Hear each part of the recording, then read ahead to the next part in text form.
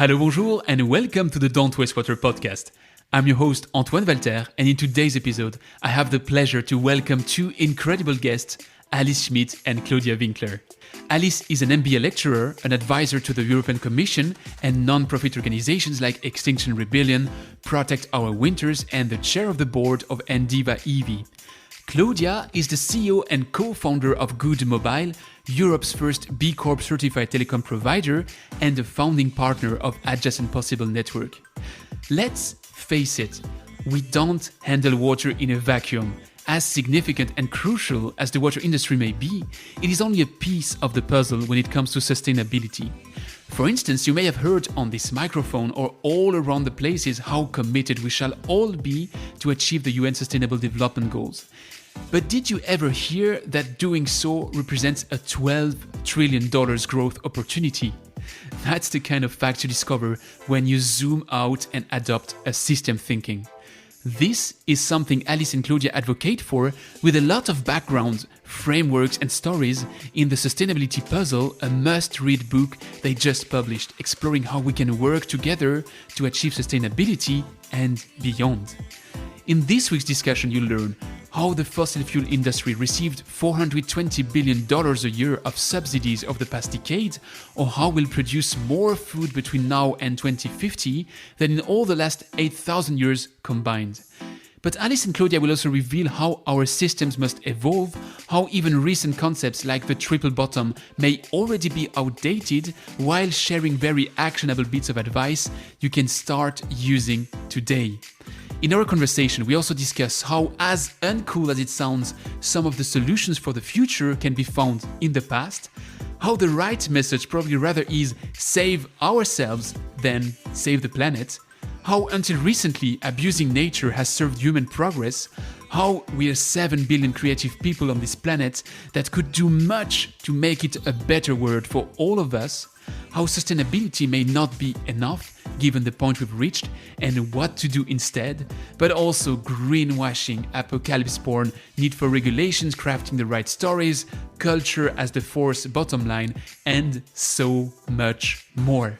This entire interview is honestly an eye-opener, so I shall swiftly shut up to get into the deep dive. But right before, I need you to spread the word. Please share this episode with two of your friends, grab their phones and subscribe them to the podcast. Come on, do it, and I'll meet you on the other side. You're listening to Don't Waste Water, the podcast that helps water professionals to improve their wastewater treatment, optimize their operation costs, and keep up with the latest market trends. This podcast is brought to you by GF Piping Systems. As a leading supplier of piping systems made of plastics and metal, GF Piping Systems is the global expert for the safe and reliable transportation of water, chemicals, and gas. For more information, visit gfps.com. Hi Alice, hi Claudia, welcome to the show. Hi. Great to meet you. Nice meeting you. I'm going to propose you to make a collective postcard because you're 2-on-1, but I think you're in the same city at least, so you're in Vienna. What can you tell us about Vienna that people would ignore? Ignore or should not ignore? Oh, that they should not ignore and that they would be ignoring for now. Okay, I start, Alice, because I'm fast. So it's like St. Stephen's Cathedral, the Riesenrad, Schönbrunn Castle, Hofburg. So we have a lot of classical sites, and now the more underground things are with Alice. So maybe she has some special tips. Well, obviously, the coffee, the literature, I think also the greenery.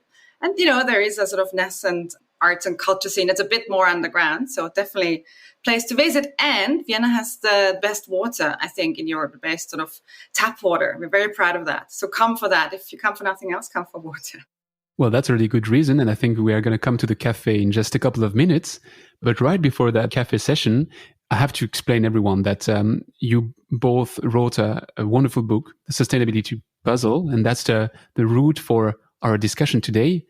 A book I just told you before we started, to me, it's a page turner. It's a lot of valuable stuff inside.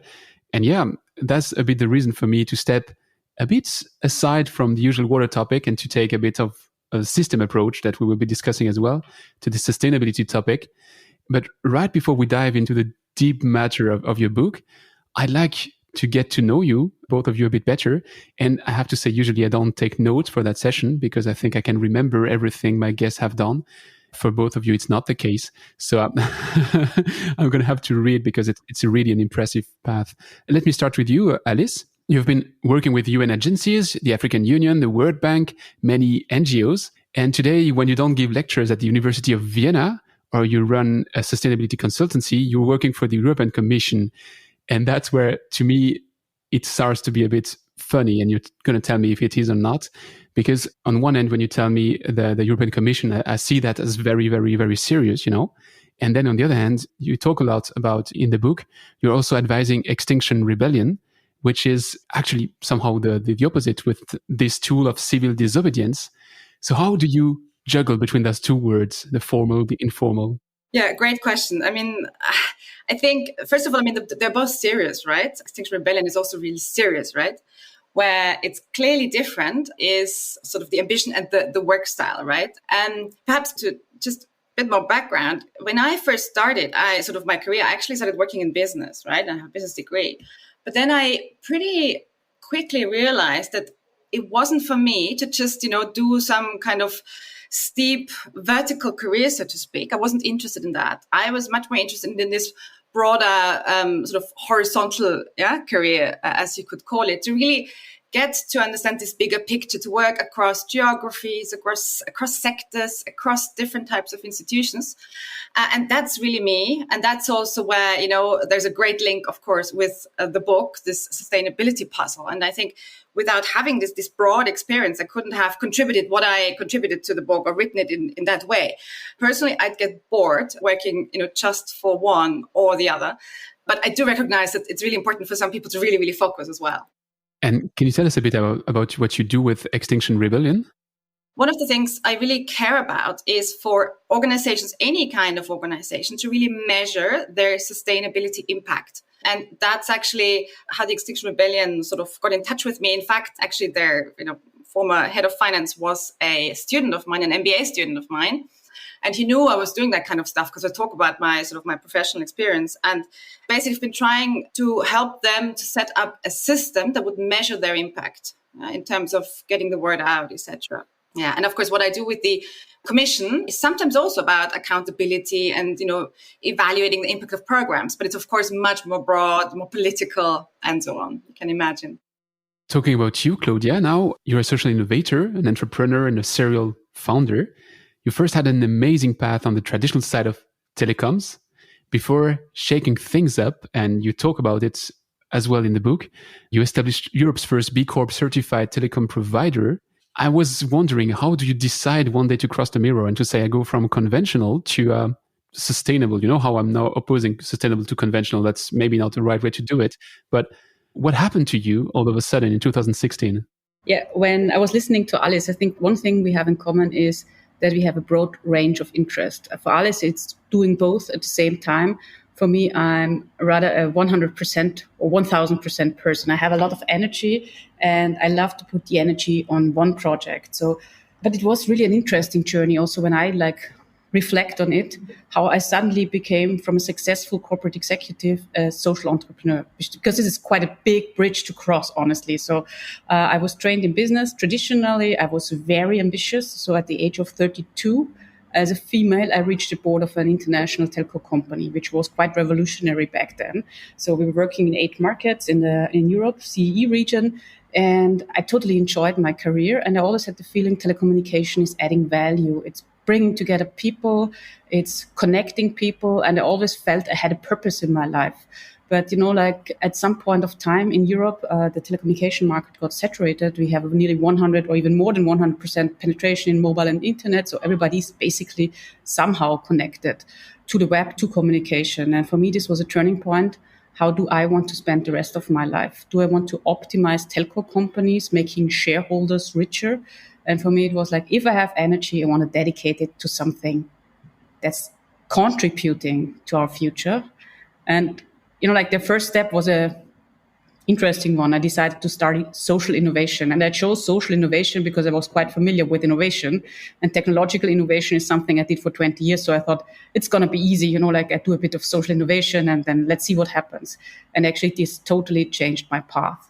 I got exposed to different opinions. I got into this cross-sector, cross-dimensional thinking, and I got so many impulses and learned that there's so much more than being focused on your results and maximizing shareholder value. And that was for me basically the beginning of this journey. And now we do a lot of things. So I think the most interesting thing or the most daring thing we did, establishing a sustainable mobile operator, but actually we found companies in various fields where we have the feeling with our experience we can contribute to a sustainable future. So we also run a platform for engagement, civil society engagement with Caritas Austria, for example. We do consulting in the field of sustainability for established companies or in the field of digitalization for companies, for organizations in the social field. So I think I do whatever where I have a feeling I can lever my know-how and contribute.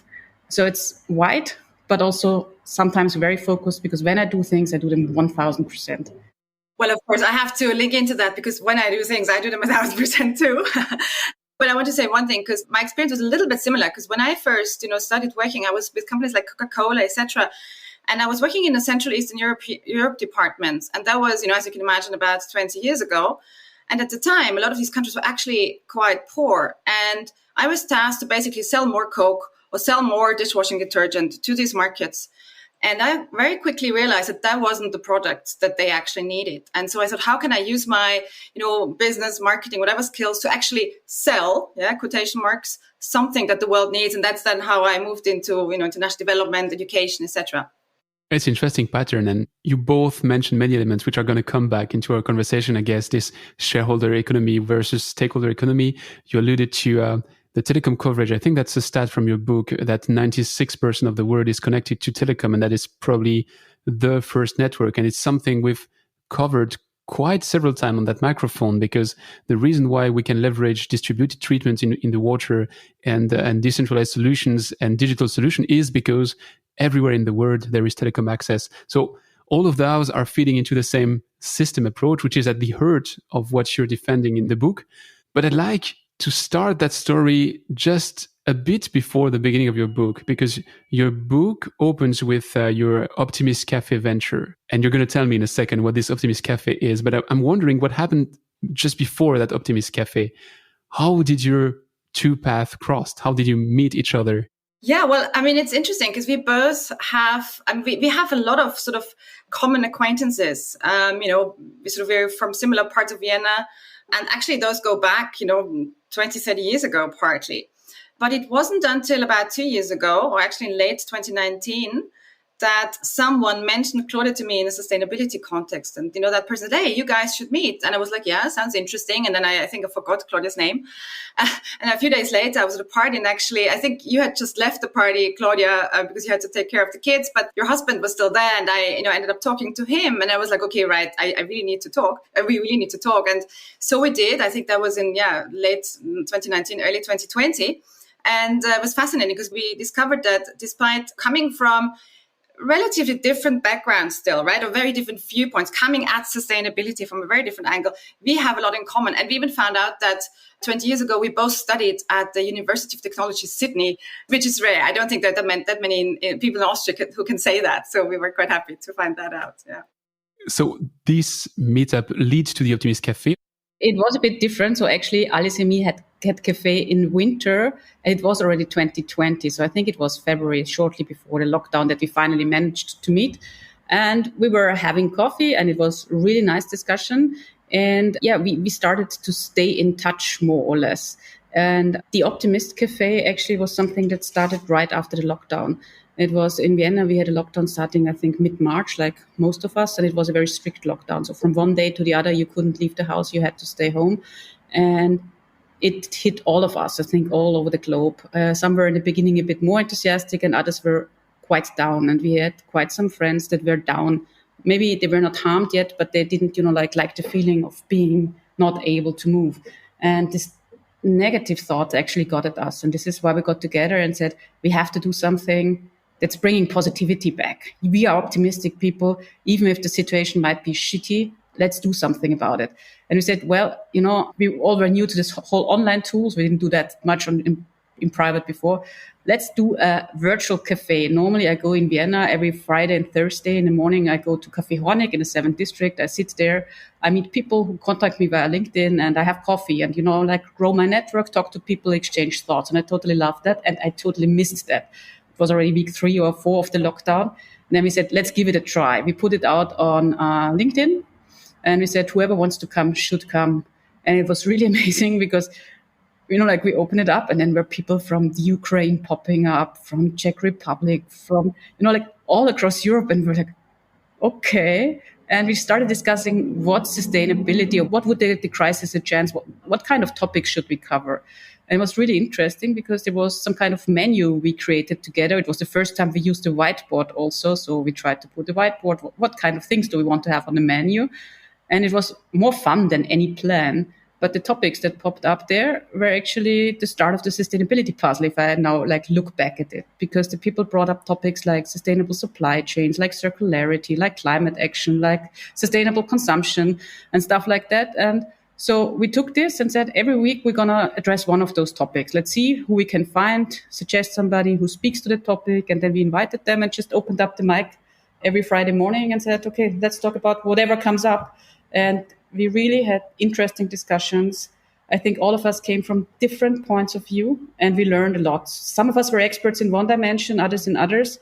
And I always get emotional when I talk about that because this was such a great open learning journey. You were not, you didn't need to be expert to join, but you could take something away and you could ask questions. And yeah, we totally loved that. We did that, I think, even after the end of the lockdown, we continued the first one. So we did it until summer. And at the end of it, we were looking at each other and said, wow, what kind of learning? And one of us, I don't know who it was, said, maybe we should write a book. And we were like, yeah, why not? Let's give it a try. And yeah, 1 year later, we're here and we have our book and we still have our Optimist Cafe community that luckily joined us as our book launch last week in Oxford. And it was also quite emotional seeing those people back after a year. Was it the first time you met them physically? I never met them physically. So Alice is one of the few people out of the Optimist Cafe I really ever met in person. One of them, Alexis, I will meet next week for the first time. He's coming from Bratislava for the first time since, whatever time he's able to travel. So it's really funny because you grow some kind of online community there. And yeah, I'm looking forward. Maybe step by step, we can meet all of them. If I try to take a helicopter view on the book and to say, what is your thesis to defend in the book, given the story of the Optimist Cafe, given the story of the pandemic and the lockdown, I have a bit the feeling that it was about all these people saying, no worries, the pandemic is going to end. And as soon as it ends, we'll return to life as it used to be. And you're taking the counterpoint to that. You're saying, no, wait, that is an opportunity. We can shake things up and we can actually build a new world. Is that a right summary? Would you see it the same way?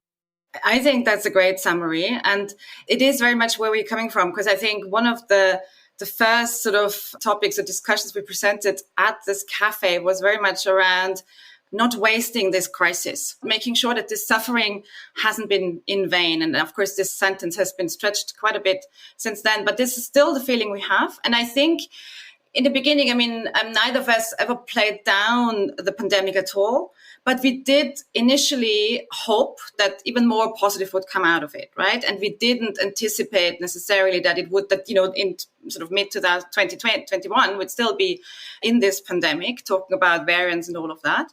But this opportunity, that's very much what stayed with us. And it's also, a topic that, we started publishing on and which we understood that really resonated with people. It was a little bit of a balancing act too, because I know that in sort of, obviously when you write a book, you go through several drafts.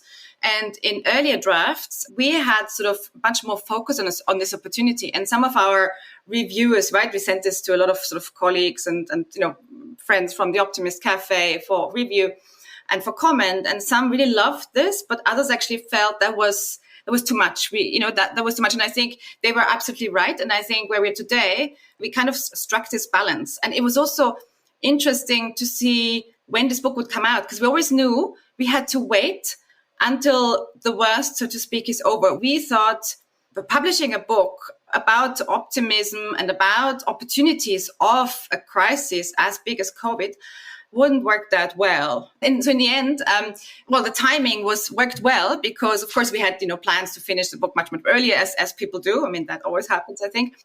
But somehow I think we actually really sort of hit this at the right point. So I hope, and that's also the feedback we're getting, right? Like Claudia says, I mean, we do get feedback. Now we start getting feedback from all over the world. And this opportunity sort of focus is something that resonates with people.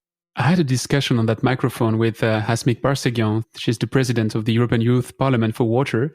And she was saying that you have to be unhappy to realize that you were happy. So that you have to see, to experience the absence, to see the presence. And that is also something which is present in your book. You show how the scarcity we all faced within the pandemic was an electroshock, and that something can be born out of it. And now I'll take one of the two water examples that I expect to talk within our discussion today, and then we can discuss about all the rest. But I have to be a bit water-centric, come on. I'm wondering, actually I asked her the same thing, is the water industry has been resilient. We don't have stories of people that were out of water, that couldn't flush their toilets because wastewater was no longer collected and treated. And I'm wondering if somehow we didn't miss an opportunity because we don't have that electroshock that some others have experienced. Now I'm really forcing the trade, but is it that black and white that disruption can create this transformational change? I mean, I'll start on that and maybe Claudia wants to continue after. But I mean, I think very much this experience of scarcity, of missing some things, but not missing other things has been really, really important, right? And the whole resilience that you point out. And, I mean, we're not water experts, even though I think we mentioned the word water about 140 times in the book or so, because it is such an important piece of the puzzle, right? And it is the resource that businesses care the most about, that they worry the most about. I would want to challenge you on that and say, yes, it's true that perhaps in Western countries we were quite resilient, but I'm not sure if this holds true in lower income contexts necessarily, right? I mean, I do think that the pandemic had some impacts there. We often talk about the collateral damage of all the sort of protective measures that were put in place. And I don't want this to become too technical, but I think the overarching point here is, and that's also the balance we are trying to strike in this book, is this mixture between really alerting people to very uncomfortable truths and at the same time instilling in them a sense that this is a crisis we can deal with. The COVID crisis, even though, it's not like we pass it with flying colors, certainly not. Yeah, global collaboration has to improve much, much more. But we really understood that I have to use bad language here, if shit hits the fan, we can do it. Yeah, apologies for that. But I really think that's what it is we're trying to say. We can do it. We can get our act together. So creating this sense of urgency, I think, is absolutely essential. But at the same time, showing not just that we can do it, that we are resilient, but how we can be resilient. I think that's really key. And if I can add on that, just because you had a shock. Like even if you were not in the water industry, was not in the center of the shock, there was a system shock that was, like a shock for all of us. And looking at it, how resilient the industry is can also give you strength for the future. So that's also in personal change and cultural change. It's always like feeling that you were resilient in a certain situation gives you the strength and the power to master the next crisis, shock or whatever. So even if you did not have a shock, you were able to master whatever was out there, which could have affected your industry as well. So I think it had an effect on your industry, maybe not that visible as in others. And you could also use it as optimists, in a positive way, in saying we managed that crisis, even if it didn't affect us that much. But for the next one, we can do the same. Actually, you're mentioning optimism. I think it's important to see it at both sides of it, because I'd love to see everything with the optimist side of it, and it's an opportunity and we can do much out of it. I mean, all things considered, because it's still a pandemic, but also we could be falling into a major trap or a major pitfall and say the flight transportation has suffered a lot, fossil fuel has suffered a lot, we have to help them a lot, and then we miss that opportunity. So you're showing all the positive side of it, but how do you fight this other side of the coin? How do you fight this tendency that, hey, maybe Airbus is going to crash and we have to help them out, maybe Volkswagen is going to crash and we have to help them out? It's stupid examples, really probably out of context, but just to say there can be this temptation to use old receipts. But then I'm again on this point of resilience. Resilience is actually the ability to deal with shocks. And the next level would be even anti-fragility, in terms of you're not just resilient to shocks, but system shocks are making whatever you do better. There is some easy example of what I mean. It's like if you put a whiskey on a ship and it's shaken up and down, actually it's getting better by being shaken up and down.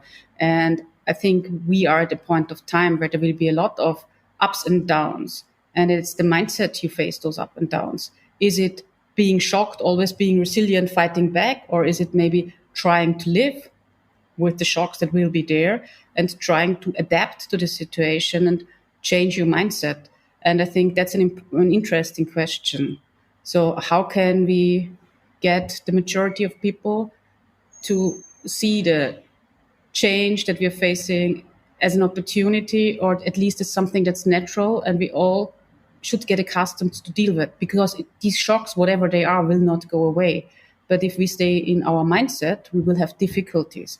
If we open up our mindset and say, well, this is how life is going to be in the future, it's easier. And I talk a lot of my experience. I founded a few startups. The startup, right, is an up and down all the time.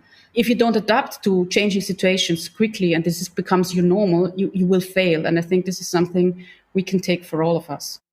I agree. And then I think what you said, Antoine, about this example, right, of all these pull and push factors, that start kicking in. You mentioned the Airbus example, the flight industry example. We talk a little bit about over-tourism and tourism sort of kicking back in, perhaps with much more force than it even was before, even though I think this is one where we don't know yet. The jury's still out.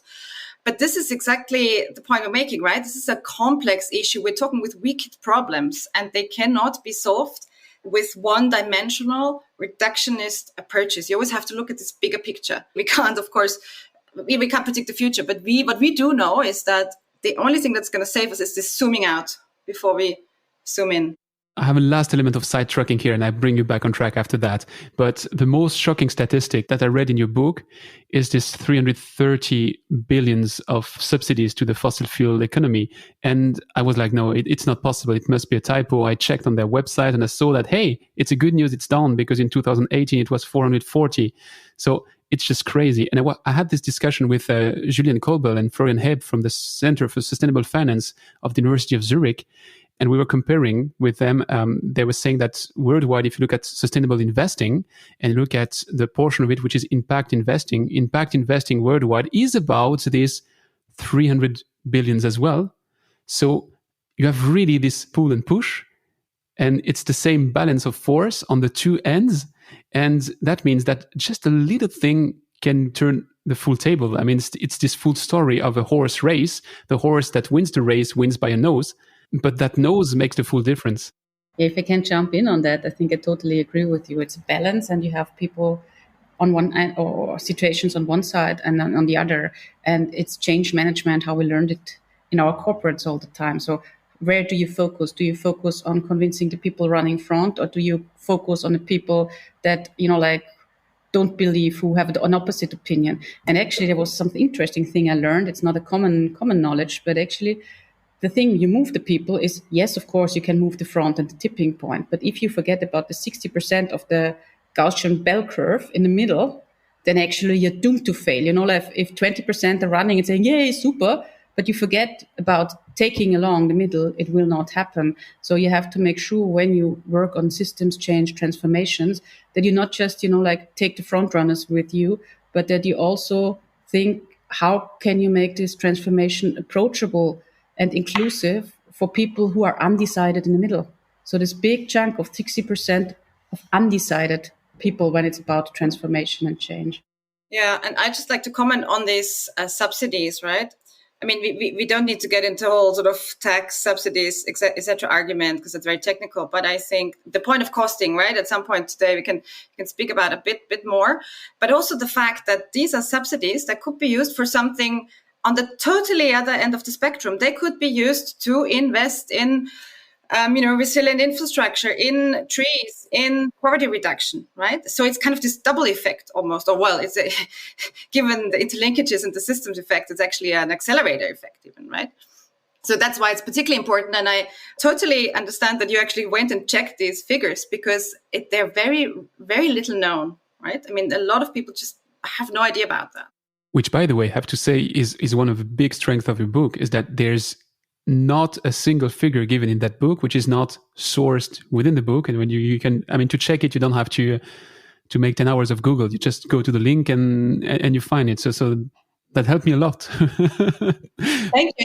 I'm glad you said it because, like I'm an 80% person. Alice is the 120% person here in terms of being like on thing. And she put a lot of effort and, put a lot of pressure on our whole project that this is scientifically good and great and it's acknowledged. So it was work. Well, and I think the challenge, thank you. And thank you both. But I think the challenge, of course, was because we wanted to write a very accessible book, right? We didn't want to write something that is interesting for academics only, or where you have to have a degree in whatever climate science or whatever it is, right? And so I do think we struck the right balance, and I'm really glad you picked this up. And I think for people that aren't interested, I mean, this is in the very end of the book. You don't even need to go there. But if you want to, if you're interested, you actually can. I like to address a part of your book which was very, very interesting and eye-opening to me, which is the frameworks, the way that we structure our word. And you've mentioned just seconds ago, Claudia, your path in the startups, and in the books I have beside me, you have some frameworks that are useful for the startups. I mean, you have Lean, 0 to 1, all of those elements, and those are the one I knew, and I didn't know about the framework which are somehow built and embedded in our society and the way we work. And there's one with a funny name which I would like to take as first, which is the Mickey Mouse thinking. Can you define Mickey Mouse thinking? That's something I learned from Alice, but I think I'll share it and I'll take that question because for me, this was also eye-opening. Like coming from the corporate side, of course, we as corporates always had the feeling we're anyway contributing to society. We're doing some CSR projects and maybe we plant some trees somewhere. And but in reality, my business, my day was structured around maximizing profits, around running the operation, getting additional revenue. So 90% of what I did was the big Mickey Mouse head, the round in the middle. And then I did 5% on economic sustainability and 5% on social sustainability, and more when we were under pressure because somebody said, hey, you're not doing good, you have to do something. Most of the companies, and that's reality, and I'm speaking it out, a lot of you of the company leaders will not admit it, are not about, contributing to society. I was lucky that I worked in a company where I had top leadership that was always a bit more on this side than others, but still way not enough. So it was focus on economic and then small things like the Mickey Mouse ears, social and ecological thinking. And then some 15 years ago, this triple bottom line thinking started to emerge. John Elkington wrote this book about triple bottom line. Maybe it's only 10 years ago. I don't know. But it's like you have to bring social, economic, and ecological perspective together, and in the middle where they interlink, that's basically where the best spot for you is. But it's also, again, a view that separates economic, social, and ecological dimension. So we're not there yet. And even John Elkington himself, he just last year wrote a book where he described that he recalled this triple bottom line concept. It's the first basically scientific concept that was recalled by the author because he said actually with this concept, he gave companies an excuse that they still can continue focus on profits and just do a bit where they interlink. So actually the thinking Alice and me promote and a lot of people who are in the sustainability field is the economy needs to be embedded in the social environment and the ecological environment. And only if as a society we get there, we will be able to strive in the future.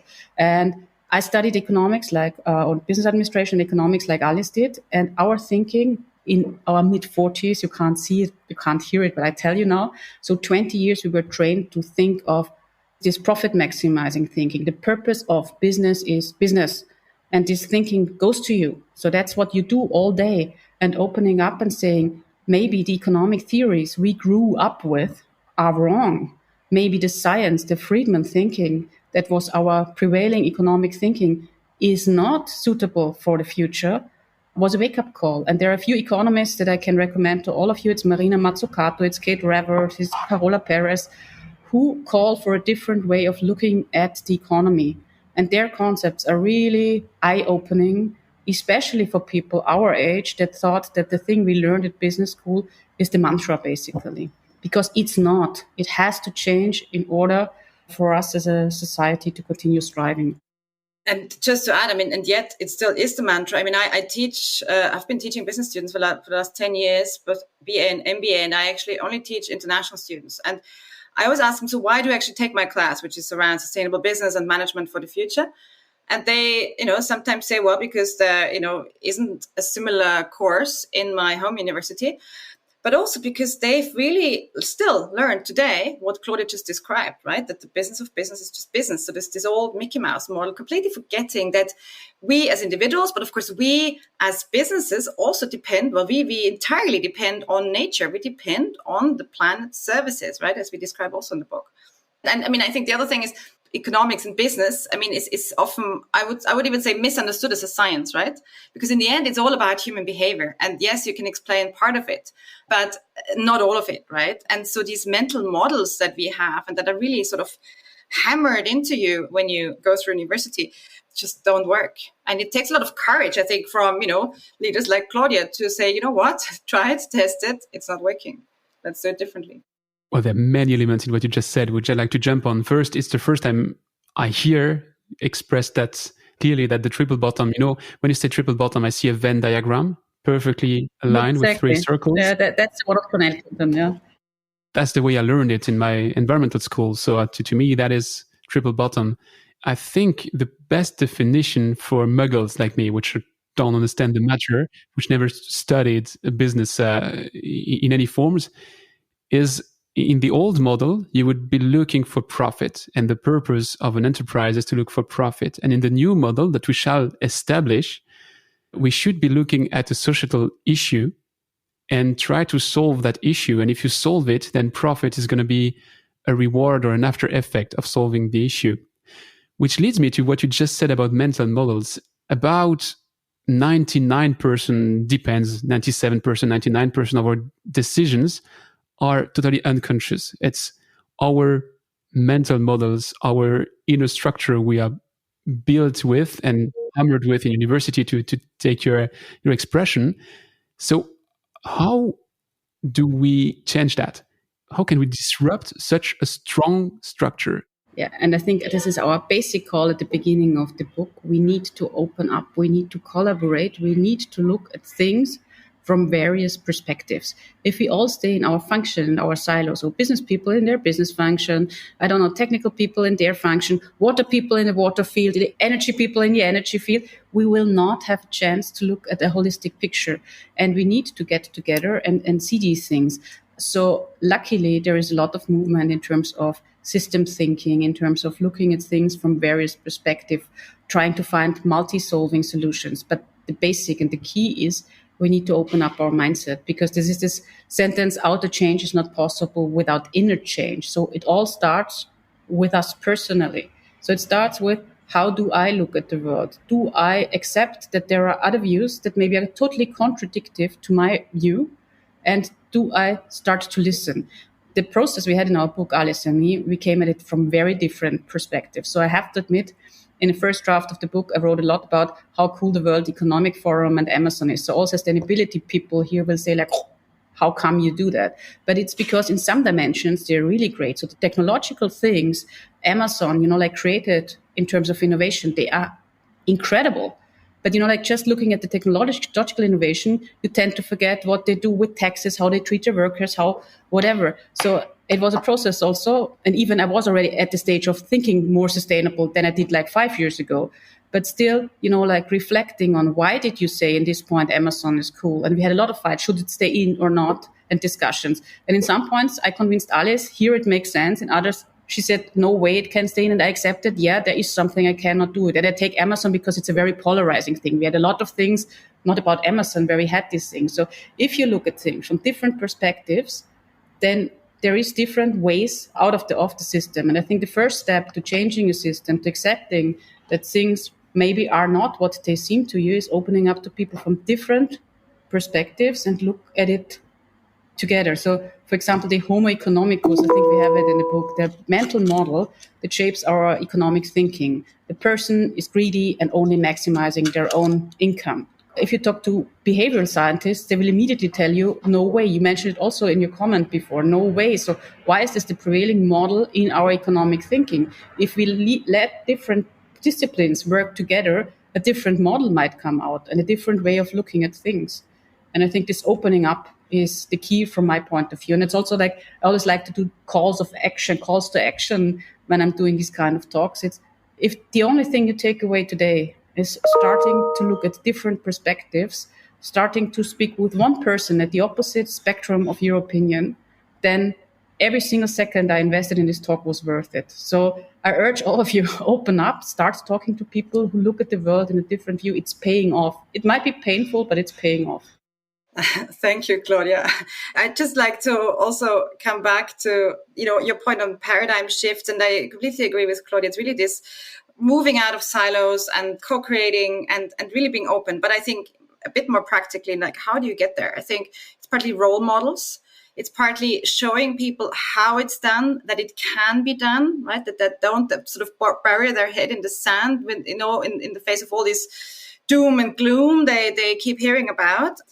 But I think it's also about this experience, right? I mean, we all know that learning, is partly visual. It's partly something you read. It's partly something you look at. But when you experience something, that's much more powerful, much deeper way of learning. And, coming back to nature, we talked about the triple bottom line and the relationship between the environmental, the social, and the economic pillars.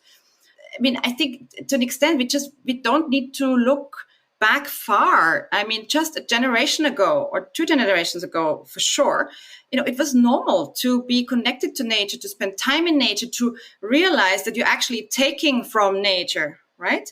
And you were, going to sleep when it got dark. And in many places in the world, this is actually still the case, right? I mean, I think we forget that. And so, of course, there's an aside on what we can learn, right, from people that live in so-called not developed or least less developed countries, right? But I mean, that's an aside. So I think in a way, we do certainly need a paradigm shift. But in a way, we also just need to remember how we used to do things. It's about, we didn't used to build washing machines and refrigerators so that they would deliberately break after 2 years. We didn't plan obsolescence, right, into whatever we built and designed and sold. We thought quality was a good thing, right? And just frankly, most companies these days do not necessarily invest in quality for commercial reasons. So, cooking your own food, whatever, without too many additives, exercising. So it's a paradigm shift, yes, but it's also just looking a little bit into the past. It doesn't sound very cool, but I do think some of the solutions for the future we'll find in the past. There's an incredible story in your book about the light bulbs. I'm not going to sidetrack you now with that story. Read the book, read it. I mean, it was like, when I read that, I said, again, I didn't believe you. To me, it was so obvious that it was made up. I checked, but you're right. It's true. So it's incredible.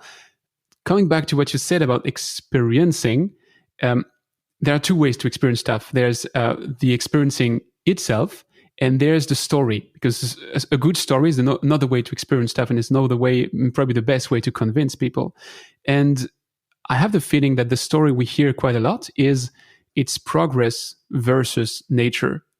It is being green versus being modern. And you hear that very regularly, which is very interesting again with your book. And I promise to the people listening to that, I'm not selling the book. I don't have a commission on it. It's just, it's so eye-opening.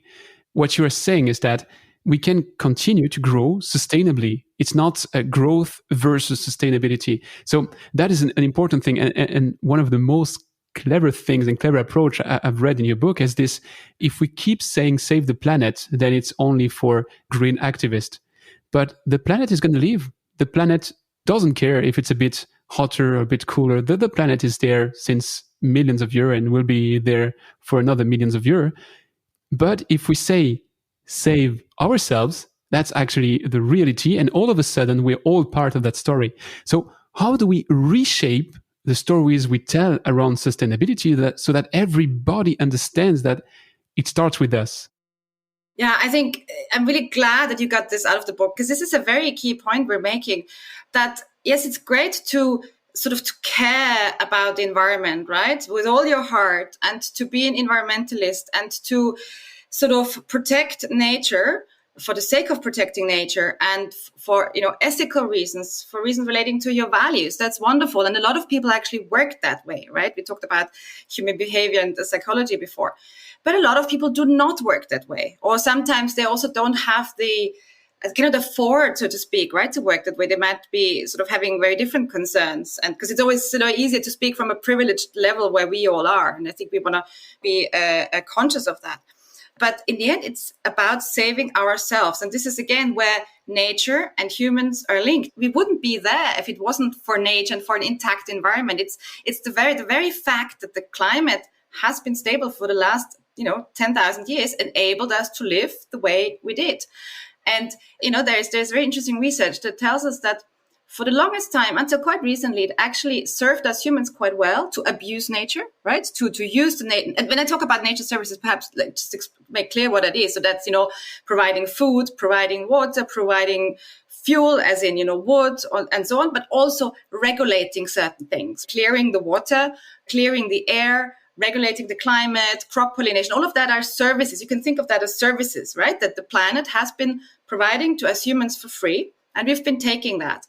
And for the longest time, that benefited us. We are now much healthier, wealthier, and, in a much better position than, our ancestors were in many, many ways. We live much longer, but we're now starting to damage ourselves. We are, for example, air pollution, I think is a very good example because it kills 20,000 people each day globally. That's about 7 million per year. And we forget that. We don't count these sort of costs of unsustainability, right? People are worried about what it costs to invest in sustainability. But that's totally, I think, the wrong argument. Well, yeah, you should calculate those costs, but they're much lower than the cost of unsustainability. And then I'd like to also pick up where you started, because you said, well, we're not saying it's green versus growth. And in the end, it's about societal progress, about, making the world better, healthier for everyone, not just for, rich people in rich countries, because there's, of course, a clear risk, right, that this is how it's going. And then just as an aside, the concept of the GDP, when it was designed, I think in the 1930s, roughly, right, for the US Congress, Simon Kuznets, who was the person that worked with the US government on that, himself said, this is not about measuring societal progress. It's about measuring economic output, and that's it. But somehow, sometimes along this way, we've started equating societal progress with economic progress. And that's just absurd. Yeah, I think that's really absurd. And now it really comes back to making us understand that we all are much better off when everyone is happy, when everyone, is peaceful, and when we have a planet that is able to continue to deliver the services that we depend on. Regarding this element of growth, which, we could use the services, and you speak about the donut model and going to the boundaries of the donut and maybe passing those boundaries, and then we're in big trouble. You share a figure about how much it would bring to the world economy if we were to fulfill the United Nations Sustainable Development Goals, and you give that figure of $12 trillion. So it is an angle and a system thinking which is not that often put forward. Coming from the water side, we always talk, every single pitch of a startup nowadays starts with those billion of people who don't have access to water. And we speak about that and say, we have to do good and to solve that. But we never go the next step and say, hey, by the way, if we achieve all of that, we are doing good on an even fully different scale. So how do you put that under the spot? So I came across this figure about 2 years ago. I think it was the United Nations publishing it.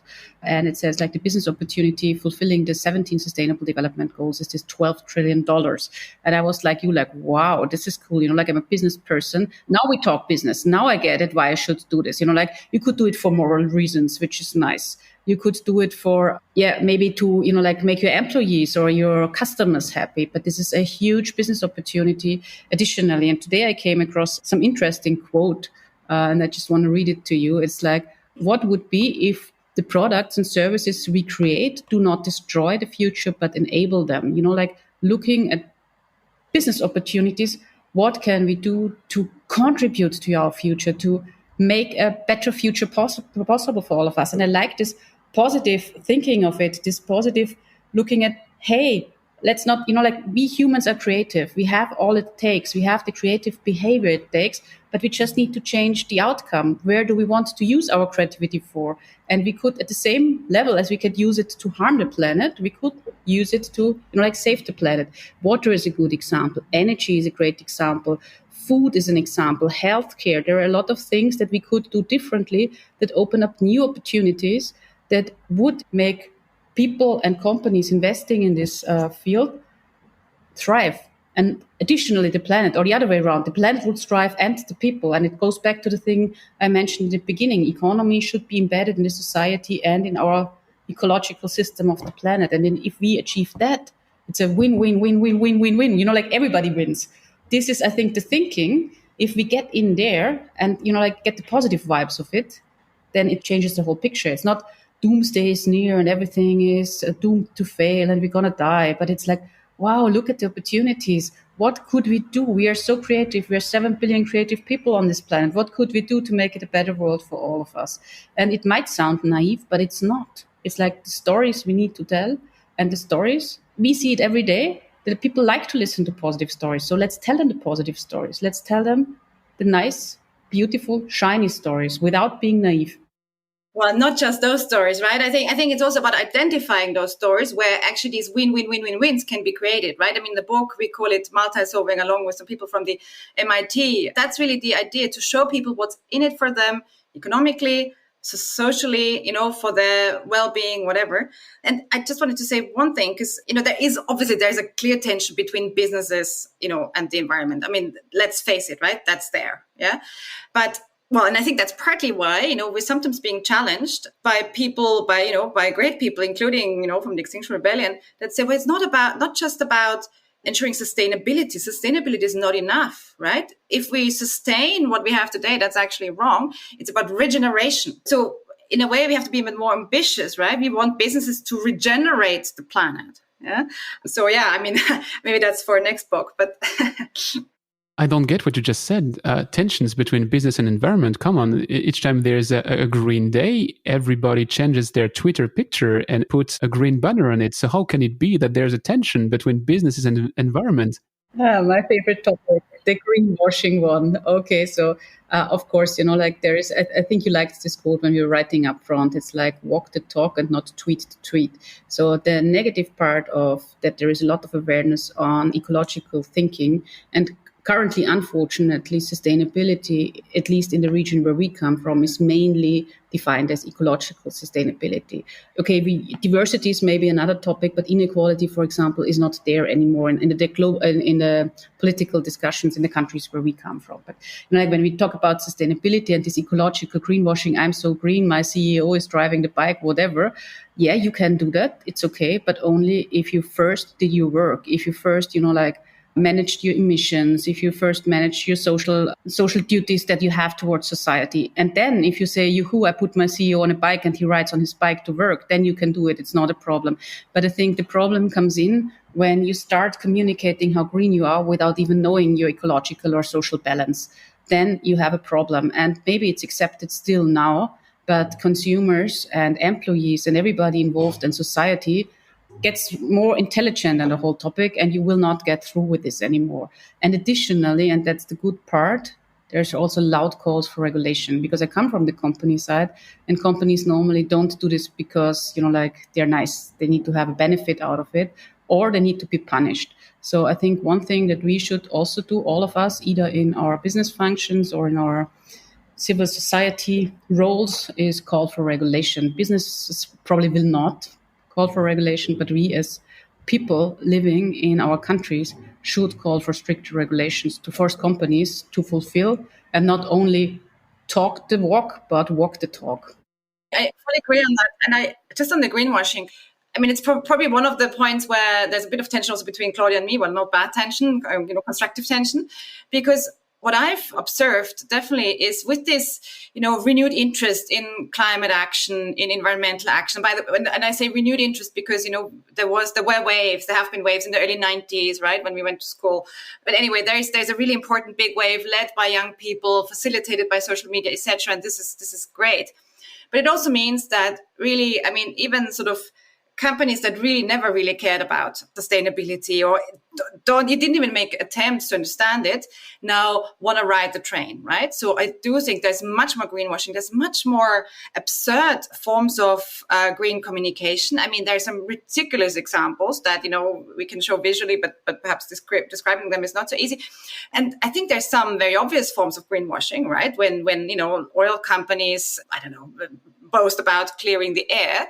But there's also much more subtle forms of greenwashing, right? When they deliberately leave out, the social vis-a-vis the environmental, when they count their emissions, but actually forget to, include their flights. And by the way, it's not just companies that do that. It's also universities. I mean, I think they're coming from a different angle, but this is happening across all institutions. It's the sort of the national calculations, just leave a few sectors out. We can go into the different types of greenwashing, but I think it's really something we need to be very careful about. We need to regulate, we need to call out, and we need to really, basically find ways to ban, and to create backlashes for the work greenwashers. But on the other hand, also, celebrate successful moves in this direction. We are on a global transition. Also, companies have to change and transition. And if they make important moves, let's not kill them. You're not green enough. If they're really doing significant progress, then let's celebrate and say, great, you're doing great stuff. Let's talk about it to be an example for others. And I think that's the line we need to, keep not bashing everything for greenwashing, but not letting everybody allowed to talk green and not doing anything. And that's the role we as communities in our countries have. It's about managing the incentive. It's another topic I discussed with Florian Hebb and Julian Kolbel. They were giving the example of the tobacco industry, which is a sin stock by excellence. And if you're a tobacco company and you do slightly better, you have no reward because you're still part of the tobacco industry. So you have no chance that someone sees that positive aspect. So I know that good enough is not going to save us, but sometimes the big changes are made of small steps. In what you just said, not that I try to oppose you, but I see kind of a disconnect in what you said, Claudia. You said that people want to listen to positive stories. And I'm not sure about that in terms of brain wiring. We tend to remember much more the trains which are late than the trains that arrive on time. But still, we love the stories, but maybe they don't get imprinted. And on the other end of that circle, I see the approach of Extinction Rebellion. If I get it right, in each time it comes in the news, it's because they were pointing out the doom and gloom a bit, because you have to impress people. So are these two approaches antagonist or complementary? It has to be both, because, I'm doing marketing for 20 years. It's target groups. Different people get attracted by different things. If you tell me the world is going down, I will not move a single thing because, I might die anyway. If you tell me, hey, we can do it, I'm on board. Alice maybe is in the middle somewhere and you on a total different angle. So it's like we have to have the right messages for the right groups, and one message doesn't fit all. It's the same as we explain in the book. One measure will not solve all our problems. We need a silver buckshot and not a silver bullet to solve all things. And for me, it's exactly the same with communications. But it's my side. So I'll also give Alice the side. And I love the tension we have in our discussions, because these tensions are actually bringing us forward. Exactly. And I think that's true for the two of us or the three of us now, but it's true also for society. I mean, we need this engagement, and we need to discuss the wicked issues and the big problems. But one thing I learned when working with Claudia is, because, for me, who's been working in sustainability for over 20 years and who very early on renounced sort of the classical business side, I mean, I'm sometimes blinded to other people's reality, obviously, right? Like we all are, even though I try to keep the bigger picture in mind. And what I really learned is we need to pick, in German, we have to pick people up where they are, right? I don't know if they use it in English exactly like that. This is something we've learned now in this short period that we've actually been marking the book and getting feedback. It needs to resonate with people where they currently are. And if you bash them, if you say you're bad because you're driving a car or even two, or you're flying on holiday, you lose them. Yeah, you really lose them. But I do think it's really important to keep this balance and to make sure that these very uncomfortable truths are heard and seen. Yeah, some people refer to this as, apocalypse porn, which can also then, of course, lead to certain fatigue, right? And also there's, of course, the saying, good news is bad news and only bad news is good news. And I think that's true to an extent. But then in terms of what motivates people, I mean, we all love praise, right? We all love reinforcement of positive action. That's why I think we really need to be better than, and we need to start very, very early on at school. Yeah, I mean, and I think coming back to nature and nature's role and how we've lost it and how some kids basically only know it from the internet or their gadgets, right? I think it's this basic ecology has to make its way back in. And I think that will sensitize people to things like greenwashing and many of the other things that we talked about before. And then lastly, because, Claudia is certainly not business bashing, but perhaps some of us sometimes are. One thing that I think is really interesting, because I ask my students a lot, so what's the economic contribution that businesses make? And very often it takes a while for them to realize, well, actually, they're paying taxes and they're providing jobs, right? And these are, of course, really important aspects, functions in society that sometimes are forgotten when we talk about economic sustainability, because economic sustainability isn't the same as financial sustainability in terms of enduring and, keeping the business up and running. And we keep coming back to this, all of these being connected, those three sort of bottom lines. Some people would actually argue that there's a fourth one, there's culture too, which of course then links in with these other bits. But yeah, lots to do really, I think, still. Regarding these elements of taxes and jobs, and I'm not sidetracking here again, so I encourage people to read that in the book, but you have a full part of the book where you explain if you invest so much in such an industry, how many full-time employees do you gain out of that? What is the return on investment? Of course, it should favor sustainable approaches. So leaving that as an Easter egg for people that read the book, when you come to that, think of me. I have a last question for you in this deep dive, and it has to do with the butterfly effect. We've discussed about the systemic approach, how regulation shall help, how businesses shall change, how all of that on the macro level, there's something to do. I'd like to look at the totally other end of the spectrum, myself going to buy my groceries or making the simple stuff of my life every day. What is the message to us every day? How can we contribute to that big movement? You show some elements in the book, but I'd like to have your personal, almost gut feeling. I do it first. I say, start thinking, start opening up, and just make conscious decisions. And it will be step by step. Maybe first look at what kind of chocolate you buy. Next time, what kind of bag you take. It's small steps. We cannot change our behavior at once, but we can change it day by day. And the small steps, in the long run, if many of us do them, will contribute. If on the other side, regulation kicks in and also doesn't allow that a lot of things happen that are out there that, are still choices for us that shouldn't be. What we try to do in our book is in every chapter we have what can you do, what can organizations do, and what governments can do in order to contribute to one of our sustainability puzzle pieces. And I think the puzzle piece most close to most of us is the one of sustainable consumption. So I think that's the one where you could start. And the first thing is, if you buy things, think of if you really need them. So don't buy at all if you don't need. And then if you buy, change to sustainable choices. And then if you, repair it, reduce all this stuff. So I think this mantra helps you and it makes it easy. So, but the first and most important step is, what do you need to be happy? Do you need all the stuff you have and you buy? Before leaving you the floor, Alice, just pick what you said, Claudia, about what you can do, what organizations can do, what governments can do. That's the first page of every chapter of the book. So that's really, you don't even need to read the book, just read the first page of each chapter and you have already some matter. Please, sorry, I didn't want to interrupt. Shout out, thank you for mentioning that. We should shout out to a graphic designer who we worked with, Franziska Viviane Sobel in Berlin. She did a great job, I think, of helping us to draw this basically and summarize something rather complex and big into something that's quite accessible. Again, just linking in with what Claudia said, I think it's really this in terms of consumption, it's really buying only what you love. Yeah. And stopping to think that more is more, right? Because a lot of people aren't happy with all this stuff piling up in their homes that they then have to get rid of or recycle or put, wherever. Because recycling isn't the answer, right? Recycling is one of many tools, many R's, right? Like the reuse, repair, redesign, etc. that we have.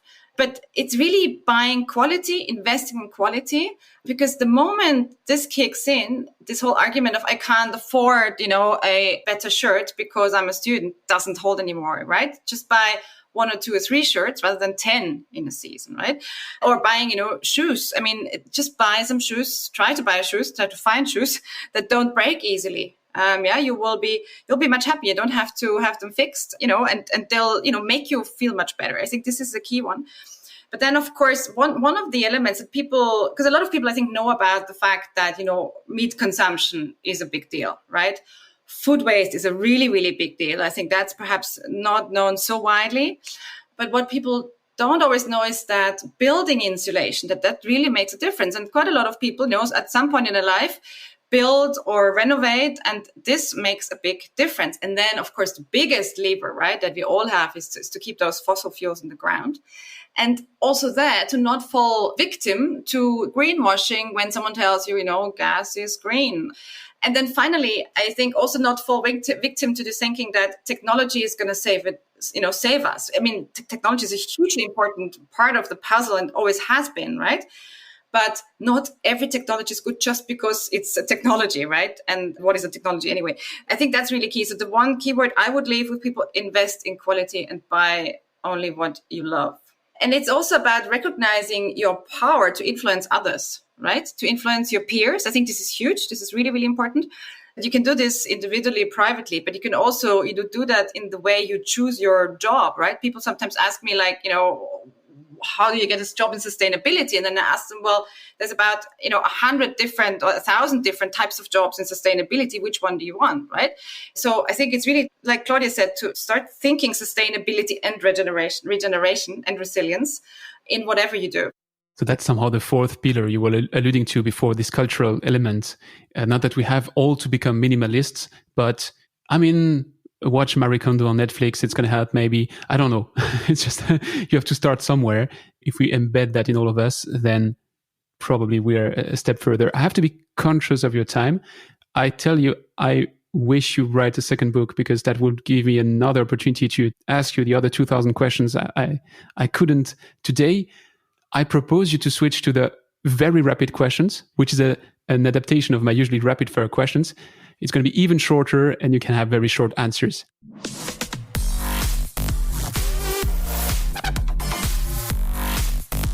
It's time for the rapid fire questions. So my first question is, what is the most exciting project you've been working on and why? You're on mute, Claudia, so I'll start. For me, I was going to say the book because I really loved it. And I wanted to say that, I had sort of this project in my mind. I've been writing for years. But it was actually when Claudia came in, when this collaboration started between us, that it started to become really fun and exciting. Yeah. So the sparring partnership, the coming at it from different angles, that was really, really important. And so I'll just leave out the other project that I wanted to talk about because this is actually really key, I think. So thank you, Claudia. Yeah, for me, it's everything. I cut it short. Everything where I can contribute to shaping a meaningful future, whatever it is. And I'm lucky and happy that I find a lot of these projects along my way. What's the favorite part of your current job? Actually, that there are so many opportunities. We are looking at sustainable reverse logistic chains now. I never thought that this is something I'm into. But after, talking with Alice, understanding circularity better, I see with my tech startups actually taking it from a different angle, I can really make a change. And this is what I love. You like putting together the puzzle pieces, and then saying, wow, I learned something about circularity. I'm a tech person. How can I put this together? And, make a venture out of it. This is what I love. And for me, it's the mix. It's because I always wear several hats at the same time. And it's just like we started, Antoine, right? This mix between the more sort of activist side, the policy side, the big picture thinking side, also the very high powered influence that you can have with a political body like the European Commission. But then at the same time, talking to someone in a developing country may not have had any education, for example, and understanding what you have in common. So it's really this mix that I think is the favorite part of my jobs. And I'm going to take a shortcut to my last question. Would you have someone to recommend me to come on that microphone? Take John Elkington and ask him for his triple bottom line and why he discarded it. I love the story. It's in his book, Green Swans. If you haven't read it, it's a total recommendation. And he's very responsive on LinkedIn. So I got in touch with him on LinkedIn, and it's really interesting. And he's a great person to tell you the whole sustainability story. So if you have the opportunity, try to get him. I'll give it a chance.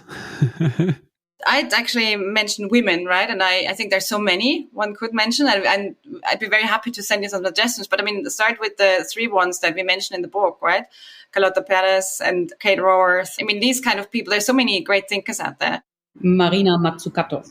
Of course, yeah, sorry, I forgot her. Yeah. Well, thanks a lot for your time, both of you. Usually I tell people where to follow you, but I would say that here the obvious is to have a look at your book. I think it's available on Lulu and on all the good platforms. I think that's the usual saying to say it's quite everywhere. Again, I repeat myself, it's a page turner and it's an eye opener. So thank you both. Thank you, Antoine, for your time and the really tough questions. Sometimes I totally enjoyed discussing, and it also built again another perspective into my way of thinking. So thanks for that. Yeah, and we'd love to do another book and discuss it with you. And I think for anyone who is interested, there is more on our website, which is www.sustainability-puzzle.org. And we would love to hear from you. Any thoughts and ideas you have, any feedback you have on the book. And really, thanks, Antoine. I think it was one of the sort of most enjoyable podcasts I've ever done. So thank you, and hope to stay in touch. The links to what you just shared are in the episode notes if you're listening to this, so that you have the direct link to it. Thanks a lot. Thanks for listening to Don't Waste Water. This podcast was brought to you by GF Piping Systems. Loved this episode? Head over to Apple Podcasts to subscribe, rate, and leave a review. See you next time.